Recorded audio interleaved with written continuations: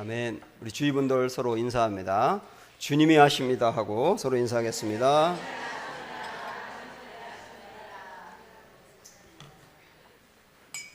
오후 5시 인생 이런 제목입니다. 여러분, 동국제강이라고 하는 회사 아시죠? 이 회사를 창업한 장경호라고 하는 창업주 회장이 있는데, 이분이 회사를 운영하다가 큰 위기를 만난 적이 있습니다. 그래서 머리를 좀 식힐 겸 해서 한 계곡에 가서 유유히 흐르는 물을 보다가 순간적으로 영감을 얻게 됩니다. 저 계곡 위에서부터 물들이 쭉 밑으로 흘러오고 있습니다. 근데 그 물들이 쭉 흘러가면서 1000번도 넘게 장애물을 만났을 겁니다. 어떤 때는 흘러가는데 바위가 막은 때도 있었겠고, 어떤 때는 나무가 막기도 하고 여러 가지 많은 장애물들이 막았을 거예요. 그러나 흐르는 물들을 보니까 장애물이 막혔다고 포기하는 법이 없더라는 거예요. 막히면 물길을 꺾어서 다른 길로 가더라는 겁니다. 이 길이 막히면 열려있는 길로 가더라는 거예요. 아, 인생이 이런 거구나 하고 깨닫게 됩니다. 그래, 우리가 살아가다 보면, 사업을 하다 보면 수많은 장애물들을 만나게 되지. 물들도 포기하지 않고 흘러가는데 내가 포기할 수 없지. 길이 막히면 꺾어서 가면 될 거 아니야. 이 길이 막히면 다른 길이 있으니까 찾아가면 될 거 아니야. 그러면서 결국은 그 생각으로 인해서 결정적으로 위기를 극복하게 되었다는 겁니다. 생각이 이렇게 중요합니다.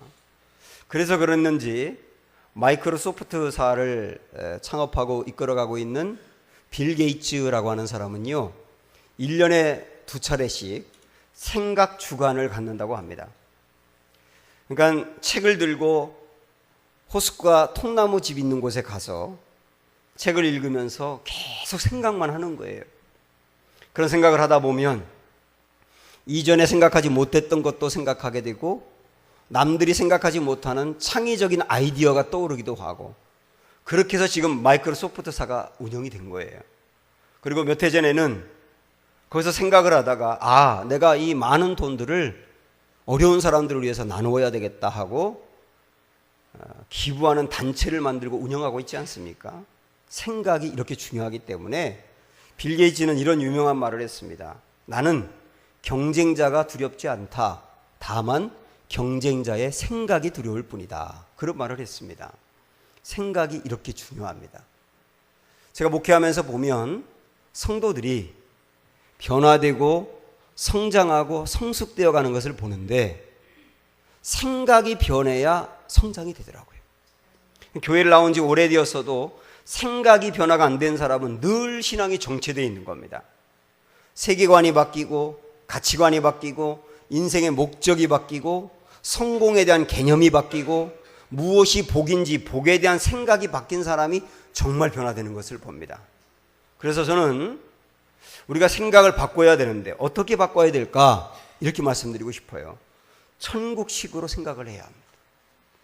성도는 천국식으로 생각하는 사람들입니다. 다시 말하면 하나님처럼 생각을 해야 된다, 그 말이에요. 그래서 오늘 이것이 아주 어려운 문제인데요, 이 천국식으로 생각할 때 문제가 해결되고 우리 마음에 놀라운 평안함이 임하기도 합니다. 그래서 어떻게 하면 천국식으로 생각할까 한번 여행을 시작해 보도록 하겠습니다. 어떤 포도원을 운영하는 한 주인이 있어요. 아마 굉장히 큰 포도원 같습니다. 대략 9월 정도가 되면 포도를 추수하는 시기라서 많은 일꾼들이 필요합니다.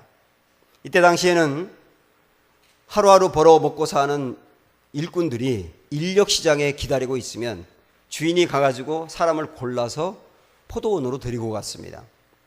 지금부터 저는 시간도 그렇고 여기에 나오는 돈도 그렇고 우리나라식으로 환산해서 제가 말씀을 드릴게요. 새벽 6시에 사람들을 고르기 위해서 주인이 가요. 거기서 사람들 몇 명을 뽑아가지고 포도원으로 보냅니다. 그 사람들과 계약한 것은 우리나라 돈으로 대략 10만 원 정도를 주는 것으로 계약하고 보낸 겁니다. 그 사람들은 자기들이 선택된 것에 감사하면서 달려갔을 겁니다. 그런데 3시간이 지나서 오전 9시가 되었을 때 주인은 다시 그 인력시장으로 가서 또 몇 사람을 골라가지고 일하러 보냅니다. 이 사람들에게는 10만 원을 주겠다고 계약하진 않았고 상당하게 알아서 우리가 하겠다고 이야기하고 보냈습니다. 그리고 또 3시간이 지나 12시가 되었을 때도 이 주인은 인력시장에 가서 사람들을 또 골라냅니다. 그리고 오후 3시에도 사람들을 골라낸 거예요. 이해가 잘 안 되지 않습니까? 3시에 골라내면 대략 이때 당시는 6시에 시작해서 6시에 일을 끝냈기 때문에 3시간밖에 일을 못합니다. 근데도 그 사람들을 골라내요. 그런데요, 그 다음 나오는 말씀을 보면 이 사람들은 또 아무것도 아니에요. 오후 6시까지 일해야 되는데 5시에도 가가지고 사람들을 골라냈다는 거예요. 그리고 그들을 일하려고 보냅니다. 아무리 일해도 1시간밖에 못하는데.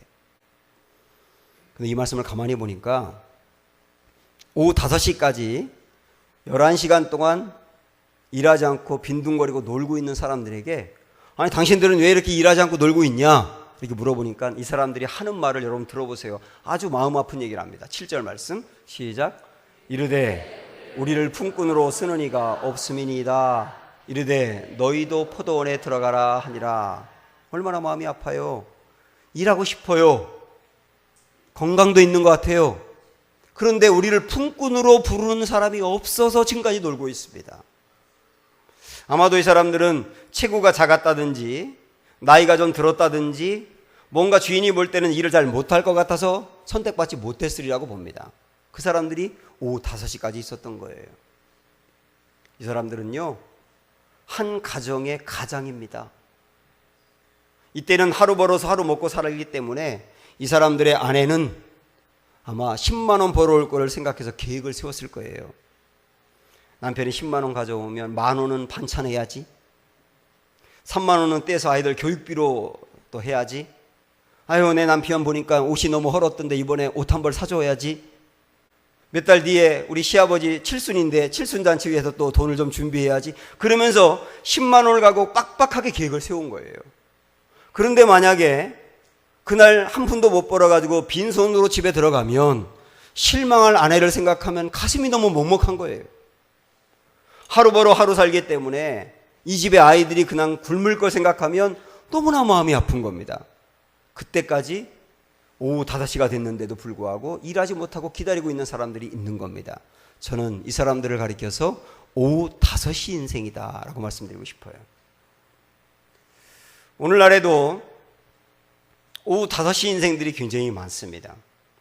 제가 통계를 보니까 한국에 일하지 않고 놀고 있는 가장이 200만 명이라고 합니다. 근데 경제가 어려워지면 어려워질수록 일하지 않는 가장이 더 늘어날 거 아닙니까? 아직도 아이들이 중고등학생이고 대학생이라서 학자금을 내야 되는데 회사에서 자리를 잃고 새로운 회사를 찾는데 쉽지 않아서 전전긍긍하는 사람이 얼마나 많은지 몰라요. 한때 청년들을 두고 88만 원 세대다 이런 말이 나왔었습니다. 그만큼 적은 임금을 받는다는 얘기예요. 물론 그보다 더 받겠지만 그만큼 열악한 상황 속에서 우리 청년들이 놓여 있단 말이죠. 근데 그 자리도 없어서 힘들어하는 청년도 많습니다. 피자라든지 통닭이라든지 이런 거 배달을 20대하고 50대가 서로 하겠다고 싸우는 거예요. 기가 막힌 얘기죠. 회사에서 이제 퇴직을 하고 나서 아직도 건강하고 경험이 있는데 오라는 데가 없어가지고 계속 일자리를 찾고 있는 분들이 얼마나 많습니까? 저는 이분들도 오후 5시 인생이 아니겠는가 생각을 해봅니다. 건강에 오후 5시 인생이 있습니다. 인간관계에 오후 5시 인생이 있어요. 그리고 이런 사람도 있어요. 신앙적으로 보면 오늘의 이 말씀은 비유거든요. 비유는 해석이 필요한데 포도원 주인은 하나님이나 예수님을 의미하겠고 그 다음에 거기서 일꾼으로 있는 사람들은 선택받은 사람들을 말할 겁니다. 교회를 다닙니다. 어떤 사람들은 모태신앙이에요.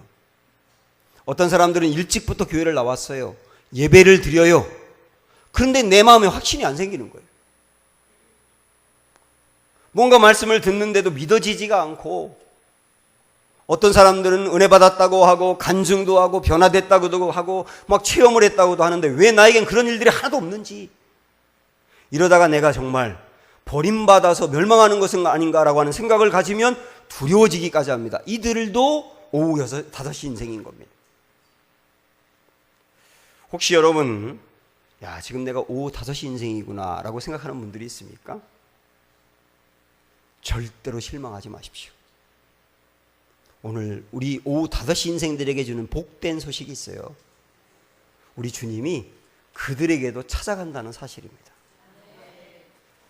6절 앞부분 해보실까요? 시작. 제11시 오후 5시에도 나가보니 서 있는 사람들이 또 있는지라. 저는 이 말씀이 그렇게 좋을 수가 없습니다. 오후 5시에도 주님이 나가봤다는 거예요. 그들을 건져내 봐야 고작 1시간 일할 텐데, 계산으로 따지면 손해인데 그래도 나가봤다는 거예요, 거기를. 이게 바로 주님의 마음이고 천국식의 생각입니다. 계산으로 따지면 손해보는 거지만 계산으로 따지는 게 아니라 그 사람의 처지를 생각을 하는 거예요. 빈손으로 집에 들어갈 거 생각하면 너무나 마음이 아픈 거예요. 그 사람의 처지를 생각해서 5시에도 간 겁니다. 이게 천국식 생각이라고요. 천국식 생각을 가지고 있는 예수님 때문에 수많은 사람들이 살아나지 않습니까? 아담은 절대로 따먹으면 안 된다고 하는 선악과를 따먹고 영원히 멸망해 가고 있거든요. 오후 5시 인생입니다. 그러나 하나님은 그도 찾아가서 아담아, 네가 어디 있느냐 불러내시잖아요. 언제부터 그렇게 꼬였는지 모르겠지만 남편이 여러 명 있었던 한 여인이 있지 않습니까? 이 남자하고 살아보다 안 되니까 저 남자하고 살아보고, 그렇게 계속 여러 남자하고 살아면서 전혀 행복하지 않고 죽지 못해 사는 이 여자도 오후 5시 인생이에요. 근데 주님이 그 여자를 찾아갑니다. 제가 성경을 연구해 보니까 이 수가성이라고 하는 이 성에 살고 있는 여인을 주님이 찾아갈 때 주님의 경로가 어땠느냐면, 우리식으로 얘기할게요. 부산에서 서울로 올라가야 되는데 일부러 강릉까지 갔다 간 겁니다. 이 여인이 강릉에 있는 거예요. 그 여인 한 명 건져내려고. 요즘은 KTX라도 있지. 그때는 얼마나 오래 걸립니까? 수고가 또 얼마나 많습니까? 그 여인 한 명 건져내겠다고 서울까지 가는 길에 강릉을 거쳐간단 말이에요. 그 오후 5시 인생을 건져내려고. 이게 주님이에요. 38년 동안 한 번도 걸어본 적이 없고 일어나 본 적이 없고 누워만 있었던 이 불쌍한 인생, 오후 5시 인생, 주님이 그 사람도 찾아가서 건져내잖아요. 나병에 걸린 어떤 사람이 있습니다. 이때 당시에는 나병에 걸렸다는 판정을 받는 순간 오후 5시 인생이 되는 거예요. 그 사람 나을 가능성이 없어요. 버림받았어요. 근데 그 사람도 찾아가서 일부러 이 손으로 고름이 흐르고 피가 흐르고 진물이 나는 그 문둥병 자국을 만져가면서 내가 원하노니 깨끗함을 받아라 이러면서 그 사람을 건져내신 주님. 저는 이 주님이 너무 좋아요. 천국식으로 생각하는 주님. 사실은 우리도 말이죠, 우리의 영혼도 다 오후 5시 인생이었습니다. 주님이 건져내지 않으면 멸망으로 갈 수밖에 없는 죄인들이었지 않습니까? 근데 그 오후 5시 인생인 우리들을 위해서 하나님은 아들 예수 보내셨어요. 아들 예수님은 우리를 위하여 대신 심판을 당하시면서 내가 받아야 될 심판을 다 담당하셨어요. 그리고 우리를 살려주셨어요. 예수님이 십자가에 못 박혔을 때 그 옆에 함께 못 박혔던 강도 중에 한 명은 정말 그야말로 조금만 있으면 이 사람이 십자가에서 죽는 거니까 오후 5시 인생도 아니고 오후 5시 59분 인생. 그 사람은 이게 끝났어요. 이미 십자가에 못 박혔잖아요. 그런데 오후 5시 59분 인생도 찾아가셔서 그 마음 여시고 건져내시면서 오늘 내가 나와 함께 낙원에 있으리라. 그 사람이 구원을 받았는데 그 사람이 받은 구원과 우리가 받은 구원과 다를 바 없어요. 와, 그렇게 오후 5시 인생을 건져내시는 주님, 저는 이 주님이 너무 좋아요. 오늘 이 주님이 여러분과 함께 하십니다. 주님은 사람들을 포기하는 법이 없으세요. 사람은 당신 늦었다고 말하지만 주님은 늦었다고 말하는 법이 없어요. 해질녘에도 찾아가시는 분이세요. 이 주님이 여러분의 마음을 두드리고 지금 오늘 예배를 통하여 찾아오십니다. 이 주님을 만나시고 일어나셔야 합니다. 시편 40편 1절 볼까요? 시작. 내가 여호와를 기다리고 기다렸더니 귀를 기울이사 나의 부르짖음을 들으셨도다. 예레미야 29장 말씀 시작. 너희가 내게 부르짖으며 내게 와서 기도하면 내가 너희들의 기도를 들을 것이요 너희가 온 마음으로 나를 구하면 나를 찾을 것이요 나를 만나리라. 아멘. 찾으면 만나주시는 분. 그런데 오늘 오후 5시 인생 이 사람들이 정말 잘한 일이 딱 하나 있습니다. 그게 뭐냐면 오후 5시까지 그 자리에 있었다는 거예요.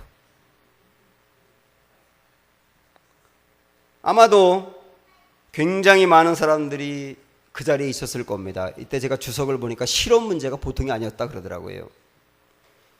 처음에 포도원 주인이 데리고 갔어요. 남겨진 사람들은 그들의 경험으로 보면 공친 겁니다.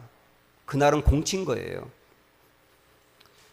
그래서 오늘은 틀렸다고 이미 돌아간 사람이 적지 않았을 겁니다. 조금 더 기다려보자 하고 오전 9시까지 기다렸는데 그때도 부름받지 못한 사람들은 야, 오늘은 진짜 틀렸구나 하고 돌아갔을 겁니다. 점심때까지만 기다려보자 라고 생각한 사람들도 있었겠지요. 점심때까지 부름받지 못하니까 오늘은 정말로 끝났다 하고 돌아간 사람도 적지 않았을 겁니다. 어떤 사람들은 성질이 나가지고 술이나 먹자 그리고 술 먹으러 간 사람들도 얼마나 많았겠어요. 그런데 오후 5시까지 11시간 동안 부름받지 못하면서도 그 자리에 버티고 있었다는 거, 그게 중요하다니까요. 그 자리를 지키고 있었을 때 끝내 그들은 선택받은 사람이 되었다는 거예요. 사랑하는 여러분, 지금 여러분의 앞길이 막혔고 내가 오후 5시 인생 같은 그런 힘든 삶을 산다 하더라도 자리를 지키셔야 합니다. 가장으로서의 자리를 지키세요. 직장인으로서 여러분의 자리를 지키세요. 교회가 힘들어도요, 교회에서 여러분의 사역의 자리를 지키세요. 그때 하나님이 찾아오셔서 여러분 마음이 여신다니까요. 내가 아무리 예배를 드려도 내 마음이 열리지 않고 확신이 서지 않고 내가 계속 이렇게 예배를 드려야 되나 답답하더라도 축복합니다. 자리를 지키셔야 합니다. 예배의 자리를 지키셔야 합니다. 복음이 선포되는 자리를 지키셔야 합니다. 말씀은 귀담아 들으셔야 합니다. 귀담아 들으면서 집중하셔야 합니다. 성도들이 서로 사랑의 대화를 나누는 공동체에 가셔야 합니다. 속회 같은 곳에서 서로 말씀을 나누면서 사람들의 이야기를 들으면서 용기를 얻으셔야 합니다. 이렇게 내가 내 자리를 지키고 있을 때 어느 순간 주님이 내게 찾아와서 우리 마음을 두드리시며 우리에게 확신 주시며 열어 가실 거예요. 저는 지난주에 아주 마음이 기쁜 문자 하나를 받았습니다. 이전 교회에 제가 사역을 할 때 함께 있었던 여자 집사님이 저에게 고맙다는 문자를 보낸 겁니다. 이 집사님의 남편은 정말 오후 5시 인생이었습니다. 여러 가지 일을 했습니다. 장사도 해보고 별의별 걸 다 해봤는데 하는 것마다 실패했어요. 그리고 매일매일 술에 빠져 살고 1년 365일 중에 술을 안 먹는 날은 5일이 될까 말까. 그래서 나이가 50도 되기 전에 이 사람은 알코올 중독 거의 직전까지 갔어요. 거의 끝난 거죠. 교회를 나왔는데, 아내를 따라서 교회를 나왔는데 확신이 없어요. 예배를 제대로 드리지 않아요. 그래도 잘하는 거는 뭐냐면 그래도 늘 나와요. 그리고 나중에는 제자훈련도 받았어요, 저하고.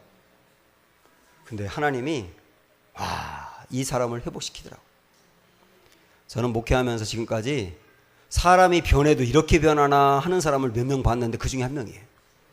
어떻게 변해도 이렇게 변할 수 있지? 그런 사람이에요. 이 사람이 변하기 전에 제가 교회 특별 새벽기도 기간 동안 안수를 교인들에게 해드리는데 그 부인되는 집사님 안수를 하려고 제가 머리에 손을 딱 대는 순간요, 하나님이 제 마음에 아주 강력하게 이렇게 말씀하시더라고요. 이 집사의 남편이 온 교인들 앞에서 간증하는 날이 올 것이다. 저는 너무나 강력하게 제 마음에 들려가지고 그래서 제가 그 집사님에게 안수하면서 집사님, 하나님이 남편 교인들 앞에서 간증하는 날이 올 거라고 말씀하시네요. 소망을 품으세요. 그렇게 했더니 아멘을 안 하더라고요. 나중에 알고 보니까 이분이 그 기도를 들을 때 아이고, 내 남편이 간증을 해? 그럴 일이? 이렇게 하고 받아들이지 않았다는 거예요. 그런데 이분이 전교인 수련회 갔을 때 성령 체험을 한 거예요. 그리고 제자훈련을 통하여 말씀이 딱 들어가면서 이분이 견고하게 딱 잡힌 겁니다. 그리고 그 다음 변화된 거예요. 정말로 교인들 앞에서 간증했습니다. 한 교회만 아니라 여러 교인들이 모여있는 데서도 간증을 했어요. 하나님이 이 사람의 영혼을 결국은 회복시키더라고요. 근데 영혼만이 아니에요. 영혼이 회복된 다음에 이분의 삶이 회복되는데 부부관계가 회복이 되고 아이들이 아빠를 정말 싫어했었는데 아빠와 아이들과의 관계가 회복이 됩니다. 그 다음에 그 두 아이가 고등학생이었는데요. 그 두 아이는 대학에 들어갈 가능성이 희박했어요. 근데 둘 다 대학에 들어가고 큰아이는 지금 ROTC 마치고 학군장교로 군복무 중입니다. 이 여자 집사님이 저를 보기만 하면 매일 하는 말이 뭐냐면 목사님 우리 집은 간증이에요. 간증. 기적이에요. 기적. 매일 하는 말이 기적이래. 이분이 공인중개사 시험을 준비해서 합격을 한 다음에 교인 중에 좀 돈이 좀 있는 분들이 돈을 모아가지고 이분의 사무실을 차려줬어요. 그러더니만 잘 되는 겁니다. 근데 올해 제가 우리 교회 오기 몇 달 전에 여자 집사님이 편의점 하나를 인수받아 운영한다고 하더라고요. 그리고서 저한테 온 문자를 지금 소개하려고 하는 겁니다. 그대로 읽어드릴게요. 목사님 잘 지내시죠? 목사님 저희 편의점 전년도 대비 30% 성장해서 수익금이 거의 2배로 늘었어요. 이달엔 저희 가정도 11조 200만 원 넘게 드렸어요. 저는 놀라지 않는 여러분 보고 놀랍니다. 다 꺼져가는 등불 같았던 다 꺼져가는 등불 같았던 우리 가정이었는데 그리고서 우리 목사님이 제일 먼저 생각나서 기쁜 소식을 전합니다. 제 마음은 얼마나 기뻤겠어요. 제가 200만 원이라 그래가지고 동그라미 하나 잘못 봤나 하고 여러 번 쳐다봤는데 계속 봐도 200만 원이더라고. 세상에 어떻게 이 집이 11조를 200만 원 하냐고요. 와, 하나님이 회복을 작정하시니까요. 오후 5시 인생이 이렇게 회복이 되는 거예요. 영혼이 회복됩니다. 물질이 회복됩니다. 관계가 회복됩니다. 이 집이 살아납니다. 건강도 회복됩니다. 전 이 주님이 너무 좋아요. 중요한 것은 자리를 지켰다는 거. 말씀이 선포되는 자리에 있었다는 거. 은혜 받을 자리에 있었다는 거. 그때 하나님의 때에 역사하시더라 그 말이에요. 오후 5시 인생 찾아와 준 건 너무 고맙지 않습니까? 근데 이보다 더 고마운 일이 있어요. 달랑 1시간 일했습니다. 오후 6시가 되었습니다. 봉투를 잔뜩 들고 옵니다. 지금까지 일한 거 계산한다는 거예요. 제일 먼저 오후 5시에 오신 분들 한 줄로 서세요. 돈을 나눠주면서 10만 원입니다. 그러는 거예요. 10만 원입니다. 10만 원입니다. 10만 원. 10,000원만 줘도 고마워. 근데 10만 원을 준 거예요. 우리 주님은요, 천국식으로 생각을 한 거예요. 야, 이 사람 10,000원 주고 돌려보내면 어떻게 살아? 내가 좀 손해를 보더라도 10만 원 줘야지. 그래야 이 집 먹고 살지. 천국식이라니까.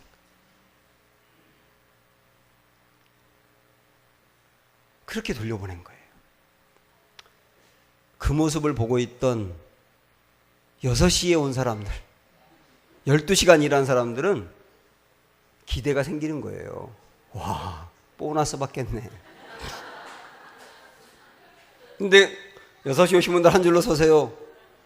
봉투를 주는데 예감이 이상해. 두께가 똑같아. 딱 봤는데 10만 원입니다 그러는 거예요. 얼마나 실망이 되는지. 그래서 한 말을 들어볼까요? 자, 말씀 보세요. 시작. 먼저 온 자들이 와서 더 받을 줄 알았다가 그들도 한 데나리온씩을 받은지라. 받은 후 집주인을 어떻게 했어요? 원망하여 이르되 나중 온 이 사람들은 1시간밖에 일하지 아니하였거늘 그들을 종일 수고하며 더위를 견딘 우리와 같게 하였나이다. 원망이 생긴 거예요. 이 사람들은 새벽 6시에 부름을 받을 때 감사했습니다. 우리를 불러주셔서 감사했어요. 선택해 주셔서 감사했어요. 근데 감사했던 그 마음은 딱 사라지고 지금 원망만 남아있는 거예요. 이 모습에서 혹시 내가 보이지 않습니까? 우리도 한때 오후 5시 인생이었잖아요. 우리 가정이 정말 아슬아슬했을 때가 있었잖아요. 우리 자녀들이 야, 이거 어떻게 될 건가 하다가 너무 걱정되고 밤잠을 설친 때가 있었잖아요. 그런데 지금 회복이 됐잖아요. 하나님의 은혜로.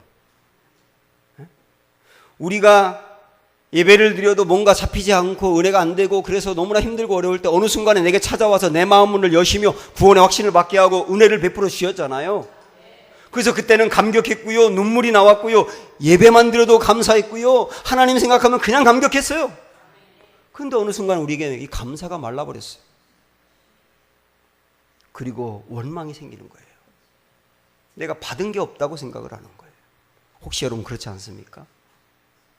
다음 주가 우리 교회 맥추감사주일인데 맥추감사주일은 한 주 동안 감사가 회복된 채로 찬양하며 드려야 될 날이에요.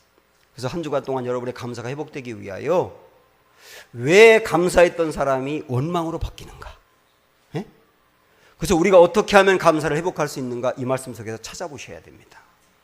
그게 2가지 말씀드려요. 우리가 감사가 떠나는 이유, 첫 번째, 은혜의식이 사라지고 공로의식이 생기기 때문에 그렇습니다. 은혜의식이 사라지고 공로의식이 생겼다는 거예요. 야, 나를 불러주셨구나. 나를 선택해 주셨구나. 너무 감사하다. 그게 은혜의식이에요.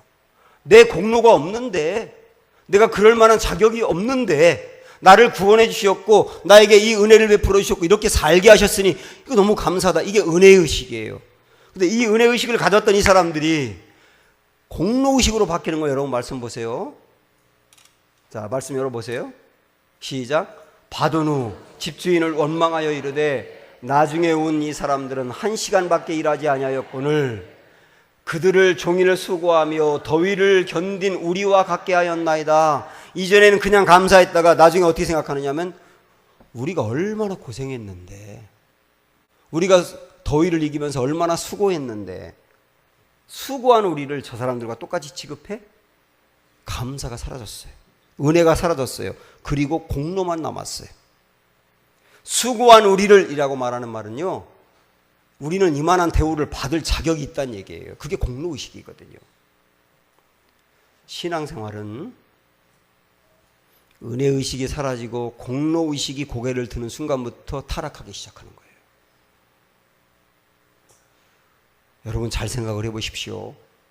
나도 모르게 어느 순간 감사가 사라지고 원망이 앞서면서 받은 건 안 보이고 안 받은 것만 보이고 그 다음에 자꾸 내 입에서 비판만 나오고 원망만 나오고, 그렇게 된다면 나는 할 만큼 했다고 내가 자꾸 공로가 앞세워진다면 여러분 위기를 만난 거예요. 이런 공로의식은 절대로 교회를 처음 나온 분에게 생기지 않습니다. 교회를 오래 다닌 분들, 교회를 위해서 할 만큼 일했다고 하는 분들이 공로의식에 빠질 가능성이 많아요. 영국 교회가 여러분 이전에 얼마나 뜨거웠느냐면요, 이전에는 예배 드릴 때 교회마다 정원이 이렇게 있었어요. 예를 들어서 우리 은강교회는 300명, 뭐 서인천 순복음교회는 250명, 이런 식으로 교회마다 정원이 정해졌다고 해요. 그래서 그 주일날 예배를 드리기 위해서 아침 일찍부터 줄 서 있었습니다. 그리고 문을 딱 열면요, 250명, 300명이 채워지면 문이 닫혀요. 그러면 그분들은 다른 교회를 향해서 달려가는 거예요. 이게 영국 교회에 있었다니까. 그랬던 영국 교회가 지금은 아주 아리따운 할머니들만 모여서 예배를 드리는 거예요. 그 이유가 무엇일까? 그 이유에 대해서 어떤 교회 지도자가 이런 말을 했습니다.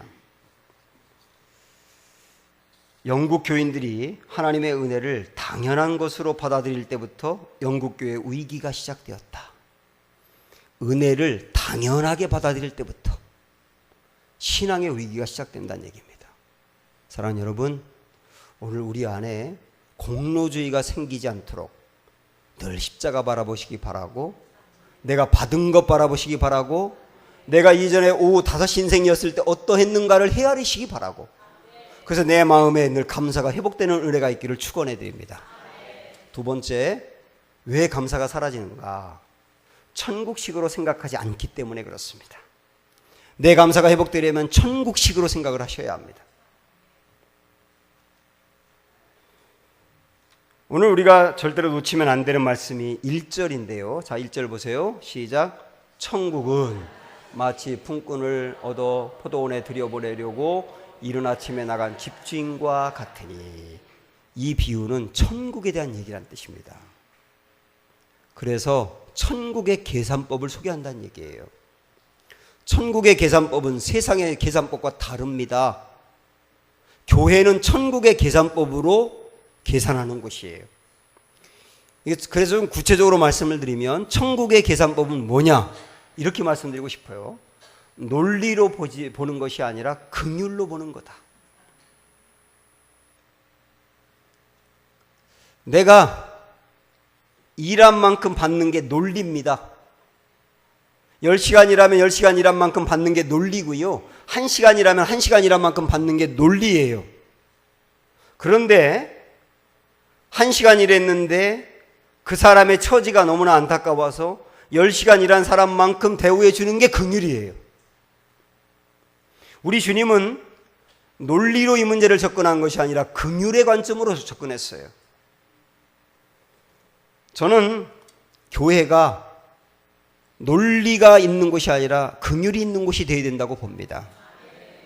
교회가 논리가 앞서면요, 교회도 이익을 남겨야 되는 회사처럼 운영하는 분들이 있어요. 너무 계산이 철저합니다. 그런 교회는 사람이 죽는 거예요. 교회는 논리가 아니라 긍휼로 바라봐야 됩니다. 탕자의 형을 여러분 생각을 해보세요. 탕자의 형은 불만을 갖는 게 이해가 됩니다. 나는 지금까지 아버지한테 어긴 일도 없고 열심히 일했고 그랬는데 왜 나에겐 대우를 안 해주고 저 아버지 재산을 갖고 다 나가서 날려버린 저놈에게는 잔치를 베풀어 주냐? 이해가 안 간다는 겁니다. 이해가 안 가는 게 맞지요. 논리적으로 보면 그렇습니다. 그러나 탕자의 비유를 통하여 하나님 말씀하시는 게 뭐냐면, 논리로 접근하지 말고 하나님 아버지 마음을 생각해봐. 아버지 마음을 생각해봐. 비록 탕진하고 형편없는 모습으로 돌아왔지만 그 아들도 받아들여야 되는 아버지 마음을 생각을 해봐. 만약에 탕자의 형이 아버지 마음으로 동생을 봤다면 이렇게 생각할 겁니다. 아이고 저놈 이 못난 놈, 그래도 아버지라도 받아주지 않으면 저놈 다시 집을 나갈 거고 어디서 거지가 되든지 감옥에 가든지 아니면 자살하겠지. 아버지가 받아줘야지. 이게 긍휼의 마음이잖아요. 교회는 이 마음을 갖는 곳이라고요. 네? 교회는 이 마음을 갖는 곳이라고요. 그래서 사랑하는 여러분, 내 자녀도 논리보다 긍휼로 보시기 바라고, 내 주변의 사람도 논리보다 긍휼로 보시기 바라고, 여러분의 목사도 논리보다 긍휼로 봐주시면 감사하겠어요. 때로는 설교할 때 여러분에게 죽을 먹일 때가 있지 않습니까? 죽을. 그러면 죽 먹였다고 얘기하지 말고 죽인데도 맛있더라고 얘기해 보세요. 죽인데도. 그래서 은혜 받았다고 얘기하면 저는 이상하더라고요. 은혜 받았다고 하는 분이 많으면 설교 준비를 더 열심히 하게 되더라고. 그게 긍휼로 봐주는 거 아니에요. 그래서 이 말씀을 정리하면서 마지막으로 이렇게 한번 외쳐보고 싶습니다. 자, 스크린 보면 시작. 덜 논리적이고 더 사랑하라. 덜 논리적이고 더 사랑하라. 이걸 바꿔서 더 논리적이고 덜 사랑하면 교회가 죽어요. 내 주변 사람들이 죽어요. 근데 덜 논리적이고 더 사랑하면 사람이 살아납니다. 이런 은혜가 우리에게 있기를 주님의 이름으로 축원합니다. 찬양하죠.